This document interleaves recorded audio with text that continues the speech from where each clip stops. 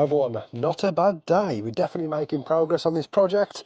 This morning was roughly around about here, so what we've managed to do is get all this side of the waterfalls in and get all the detailing side done here. All this side has now been detailed and all around the pond's been detailed as well.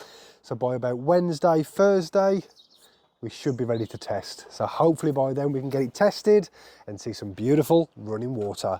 See you in a bit.